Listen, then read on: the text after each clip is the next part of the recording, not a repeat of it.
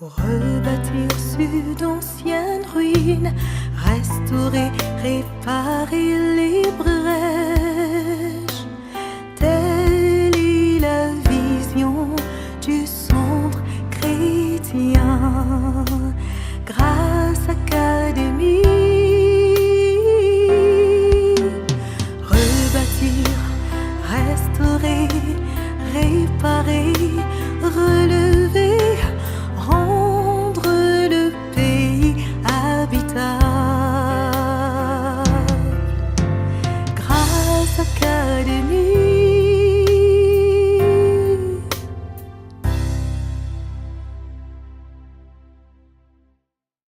Les autres peuples vont savoir, pas que tu as été avec le Seigneur, mais que tu es avec le Seigneur. J'ai toujours dit, je ne vais pas être là où Dieu était. Je vais être là où Dieu est. Dieu est un Dieu qui marche. Et je voudrais le suivre. Je voudrais voir comment il opère en cette saison pour être prêt à le suivre en cette saison.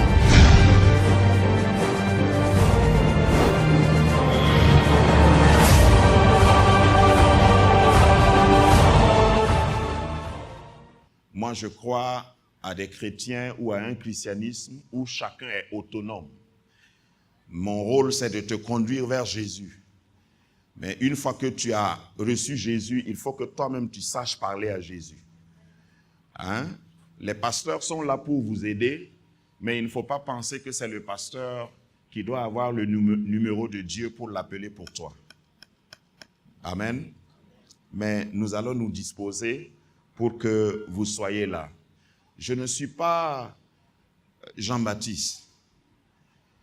Vous savez, Jean-Baptiste montre aux gens leurs péchés. Mais Jésus enlève le péché. Ça fait deux dispensations qui se sont côtoyées. Je ne suis pas là pour vous charger, pour vous dire vous allez aller en enfer. Non, je suis là pour vous dire, vous, si vous avez péché, je n'ai pas peur de vous dire vous avez péché. Mais je veux vous dire aussi, voici l'agneau de Dieu qui ôte le péché du monde. Si tu as un problème, un blocage dans ta vie dû à un péché, tu as encore le temps puisque tu es vivant et je te vois. Et tant que tu es vivant, tu peux te repentir, tu peux rebondir, tu peux dire non au diable, tu peux refuser de vivre dans la souillure, littéralement. Et te lever et confesser et dire, Seigneur, je suis fatigué avec cette vie, assez avec cette léthargie, je vais avancer avec toi. Est-ce que quelqu'un m'a compris? C'est le cri du cœur du berger.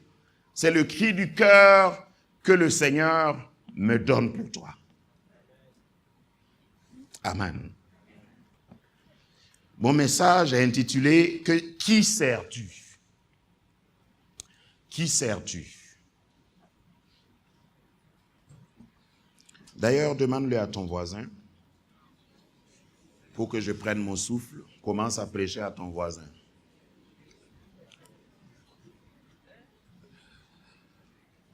De toute façon, tu sers quelqu'un. Il n'y a pas, comme cette image l'indique, il n'y a pas de middle ground. Il n'y a pas de troisième option. Tu sers quelqu'un. Maintenant, qui sers-tu? Ouvrez vos Bibles avec moi dans 1 Roi chapitre 18, verset 21. 1 Roi 18, 21.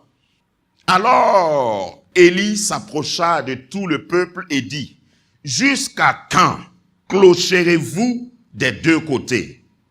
Si l'Éternel est Dieu, allez après lui.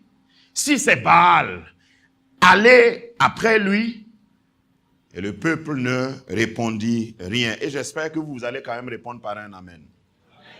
Reprenez vos places. Le peuple ne répondit rien parce qu'il était justement coupable. Chaque fois, comme je disais tout à l'heure, que vous prenez une voie, que vous prenez une résolution, tant que vous êtes dans la chair, si vous ne faites pas attention, avec le temps, ça va s'émousser. Votre zèle s'émousse. Votre engagement est abandonné. Votre prière, vos résolutions ne sont plus respectées. Le peuple de Dieu qui a vu Dieu en action. Quelquefois, je plains, parce qu'en tant que pasteur, je peux souvent m'identifier à ce prophète, le prophète Élie. Ce n'est pas que Dieu était absent de l'histoire. Ce n'est pas que Dieu était absent dans leur génération. Ce n'est pas que la voix de Dieu était rare, comme au temps de Samuel quand il était dans la maison de Dieu. Dieu parlait. Au temps d'Élie, les gens voyaient les œuvres, les miracles que Dieu accomplissait par son serviteur, mais ils ont préféré adorer d'autres dieux. Ils ont préféré aller vers Baal. Baal, c'est le dieu païen. Baal, c'est un panthéon en réalité, c'est-à-dire il y a plusieurs dieux ensemble dans cette définition ou dans cette appellation. Dieu est un Dieu d'exclusivité. Dieu ne tolère pas qu'on le serve avec ou qu'on le juxtapose, qu'on le compare à un autre Dieu. La première loi dans le Décalogue, dans les 10 commandements que Dieu a donnés, c'est « Je suis l'Éternel, votre Dieu, vous n'aurez point d'autre Dieu devant ma face. » Et après, en développant ces commandements, Dieu dit « Je suis un Dieu jaloux. » Un Dieu jaloux peut se traduire par « Je suis un Dieu d'exclusivité. » Dans le monde professionnel, il y a des gens qu'on engage et on dit « Vous n'avez pas le droit de travailler avec quelqu'un d'autre. » Qui sait de quoi je parle? Si vous servez le Seigneur, le Dieu d'Israël, ce n'est pas possible de servir, même de temps en temps, un autre Dieu. Servir le Seigneur, c'est quoi? Je ne m'adresse pas à des gens qui s'appellent pasteurs ou serviteurs ou servantes de Dieu. Tout le monde est serviteur de Dieu. Tout le monde est servante de Dieu. Amen. Tu es un sacerdoce royal. Sacerdoce veut dire que tu es consacré à un service, au sacerdoce. Tu es une nation sainte. Tu as été mis à part. Tu es un peuple élu. On ne t'a pas élu. C'est Jésus. C'est Dieu qui t'a élu en Jésus. Si tu es élu, il n'y a pas de possibilité. Il n'y a pas d'option pour que tu puisses servir en même temps quelqu'un d'autre. Jésus le dira autrement, nul ne peut servir combien? 2 maîtres. Nul ne peut servir 2 maîtres. Dans 1 Corinthiens chapitre 3 verset 13, l'œuvre de chacun sera manifestée, car le jour la fera connaître, parce qu'elle se révélera dans le feu. Et le feu éprouvera ce qu'est l'œuvre de chacun. Dis avec moi le test du feu. Dans la parole de Dieu, pour repartir sur les symboles et sur la typologie, quand on parle de feu dans la parole de Dieu, ça symbolise toujours la purification ou alors la présence de Dieu, tout simplement. Le feu, c'est quelque chose dont nous avons besoin. Dans toutes les maisons, on a besoin de feu et on fait le feu quand on le veut. Parce que si vous n'avez pas de feu, il y a beaucoup de choses que vous n'allez pas pouvoir consommer. Le feu vient pour éprouver. Ici, dans le contexte, je ne vais pas sortir du contexte, mais dans le contexte, l'apôtre Paul était en train de parler du fait que chacun de nous est en train de construire. Chacun de nous est en train de se réclamer serviteur, servante, enfant, fils de Dieu, fille de Dieu, prince, princesse du royaume. Mais sur quoi est-ce que nous bâtissons? Sur quoi est-ce que nous travaillons? Avec quoi nous bâtissons? Comment est notre relation avec Dieu? Parce que le feu est inévitable. Toujours dans la typologie biblique, le feu peut représenter l'épreuve, le feu peut représenter le fait que tu traverses des difficultés. Le feu, c'est un test grandeur nature. Et chacun de nous, même si vous priez, vous allez être éprouvé. Dis Amen quand même. On ne prie pas pour feinter les épreuves. On prie pour surmonter les épreuves. J'espère que quelqu'un a compris. Si tu viens de te convertir, il faut admettre ça. Voilà. Parce qu'il y a des gens qui prient, Seigneur, cache-moi pour qu'aucune épreuve ne m'arrive. Et puis, quand tu pries comme ça, c'est en ce moment même que Dieu t'expose aux épreuves. L'épreuve viendra, le feu viendra pour tester les matériaux avec lesquels tu entretiens, tu bâtis ta maison, tu construis ta maison. Si ta foi est juste une formalité, tu ne pourras pas résister lorsque le feu va venir. Je ne suis pas venu pour vous annoncer que vous allez être éprouvés. Mais même si je le disais, vous allez me faire quoi? Parce qu'en réalité, vous allez être éprouvés. Mais je ne voulais pas vous dire ça. Mais c'est votre façon de me regarder qui me fait dire ça. Vous allez être éprouvés. Mais si vous avez mis votre foi en Dieu, quelle que soit l'épreuve, ce matin, ma méditation était sur Actes chapitre 28. Un passage que j'aime toujours évoquer parce que c'est l'histoire d'un voyage, un des voyages de l'apôtre Paul, et puis leur cargaison a échoué, ils ont fait naufrage, et puis le lendemain matin, ils se sont retrouvés sur une île qui s'appelant Malte. Vous connaissez un peu l'histoire.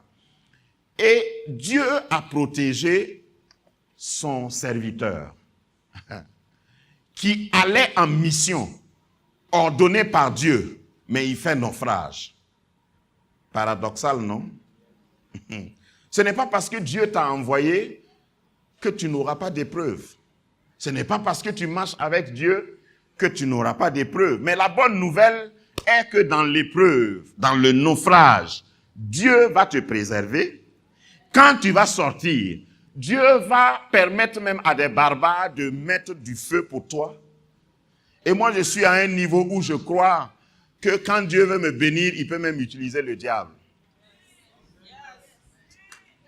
Quand Dieu veut me bénir, quand il est prêt à me bénir, même les démons seront surpris de travailler pour m'accompagner.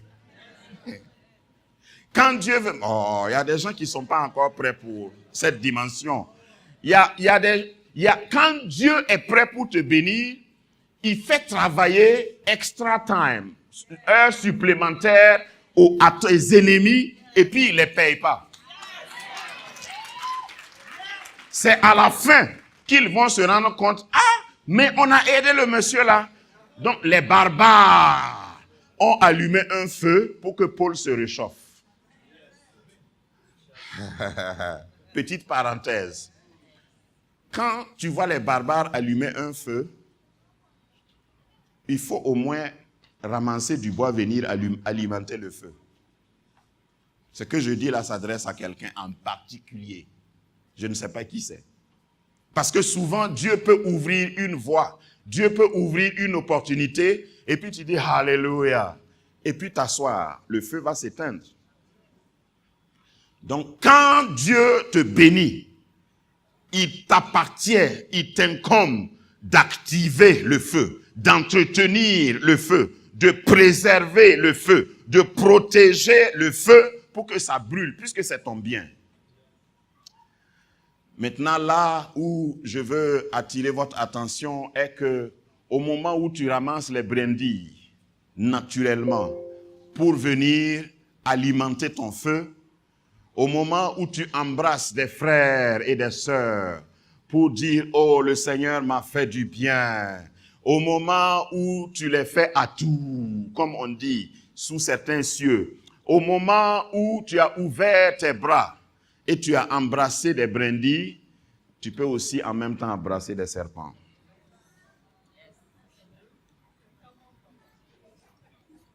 C'est paradoxal. Je ne suis pas de ceux qui croient qu'une église comme celle-là, il n'y a pas de serpents. Non. Dis à ton voisin, nous on connaît ça. On connaît ça. Mais j'ai un Dieu qui me protège de toute morsure, pas de la morsure même, de tout venin. Regarde, mon Dieu est capable de te laisser me piquer. Et tu vas attendre que j'enfle et je tombe. Tu vas attendre en vain.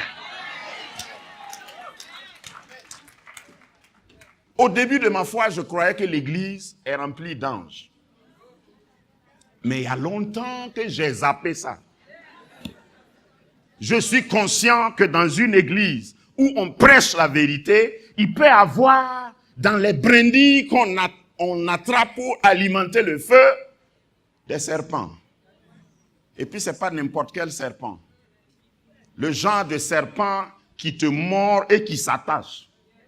Ça, ce n'est pas naturel. C'est quel serpent qui mord quelqu'un et qui n'ouvre plus la... Bon, normalement, tu as injecté ton venin là, laisse-moi. Mais si tu es ici, pendant qu'on ramasse les brindilles, pendant que ton frère, ton voisin est en train de prendre du bois pour alimenter son feu, pendant il pense que tu es un frère, une sœur, il veut communier avec toi et tu es un serpent, tu as une destination. Voilà. Parce que, pourquoi je parle ainsi? C'est le feu que tu alimentes là qui tue tes serpents. Donc il faut que le Dieu qui répond par le feu sur le mont Carmel envoie du feu. Il faut qu'il y ait du feu pour que je sache qui est brindille et qui est serpent. Lorsque je vais jeter mon tas de brindilles, la somme de ma consécration, la somme de mon ministère, mon élan pour servir, lorsque je vais jeter dans le feu va éprouver chacun. Il y a un feu ici. Au cas où tu ne sais pas. Je ne souhaite pas que tu sois brûlé. Non. Pendant que je parle, Dieu me montre des choses. Seigneur, ta grâce, levez-vous, nous allons prier. Si tu peux prier en langue, commence à prier en langue. Demande la grâce de Dieu. Demande sa faveur. Demande au Seigneur de faire grâce. Demande au Seigneur de convertir tes cœurs. Demande au Seigneur de donner à quelqu'un une vraie repentance. Demande au Seigneur de grâce. Tu n'as pas attendu que nous soyons justes avant de mourir sur la croix. Seigneur, ouvre les yeux de quelqu'un. Amène quelqu'un à une vraie repentance, à une vraie communion avec toi. Seigneur, le monde n'a rien à nous donner. Il n'y a pas d'autre Dieu qui peut ôter le péché. Seigneur, tu as pourvu à Golgotha. Ce serait dommage que quelqu'un périsse malgré ton sacrifice. Dommage que quelqu'un aille à la perdition malgré ta crucifixion. Seigneur, fais grâce. Révèle-toi comme la première fois à quelqu'un et ramène-le vers le pâturage. Karibo Chanta. Seigneur, dans ta grâce, dans ta grâce, dans ta grâce, dans ta grâce, dans ta grâce, dans ta grâce, Seigneur. Au Père, au nom de Jésus. Alléluia. Merci, Seigneur. Merci, Seigneur.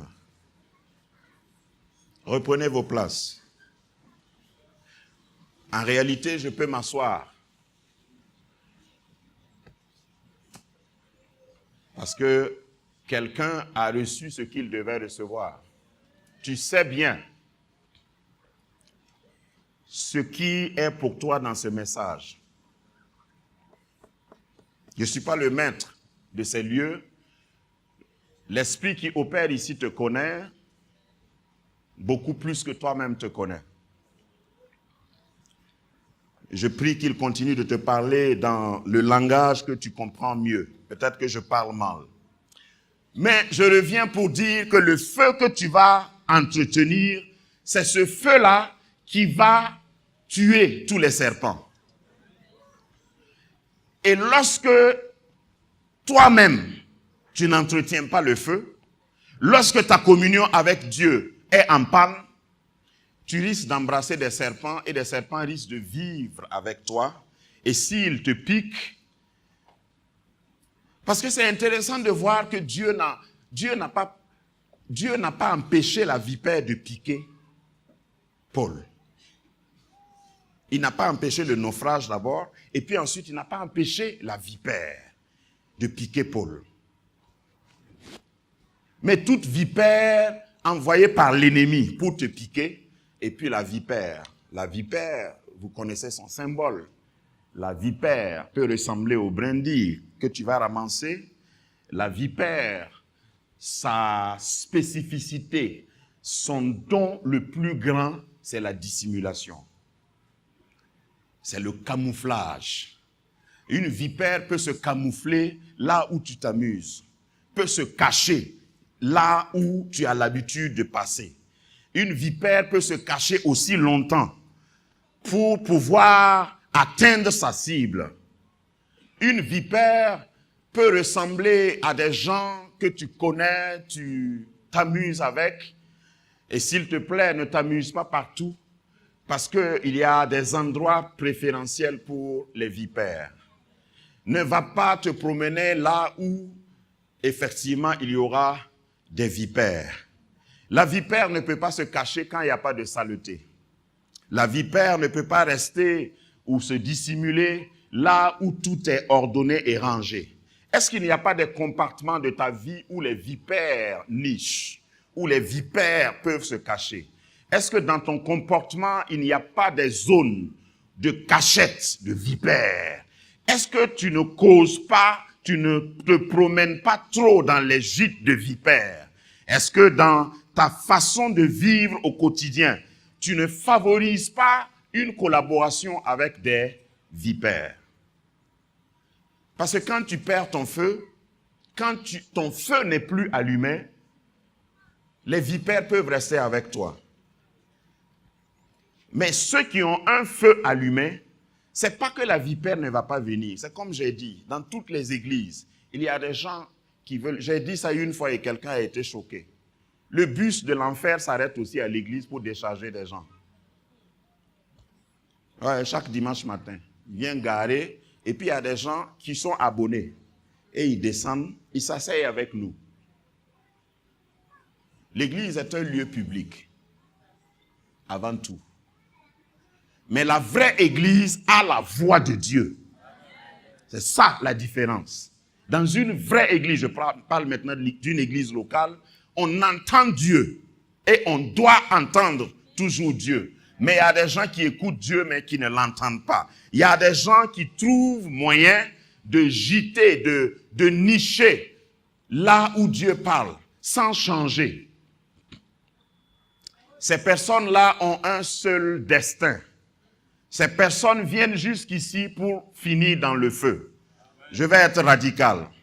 Lorsque Dieu parle et tu ne changes pas, lorsque tu décides volontairement de tenter Dieu, de provoquer la colère de Dieu, il y a un feu qui est allumé.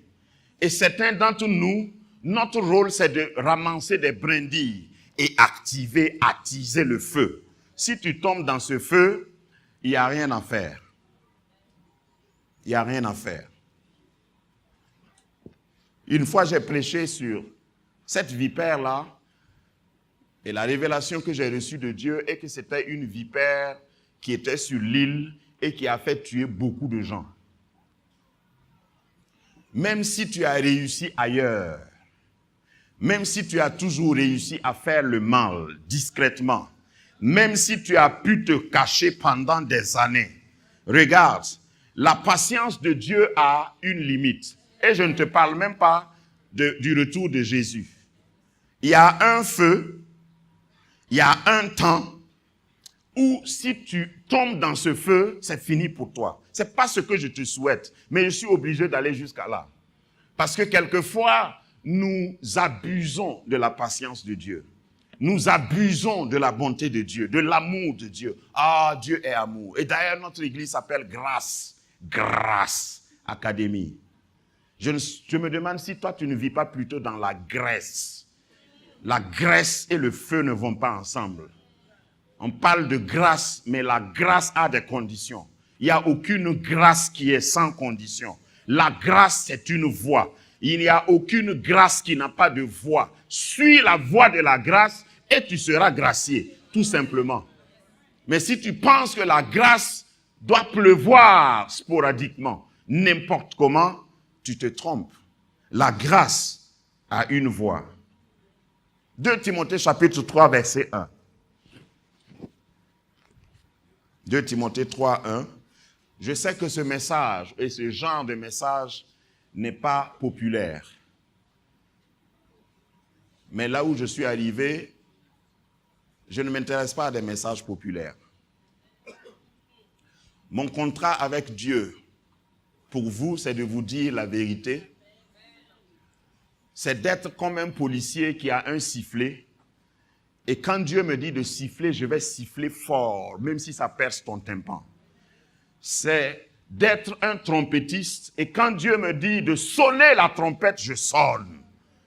Peut-être que tu n'aimes pas le bruit de ma trompette, mais c'est un ordre de Dieu.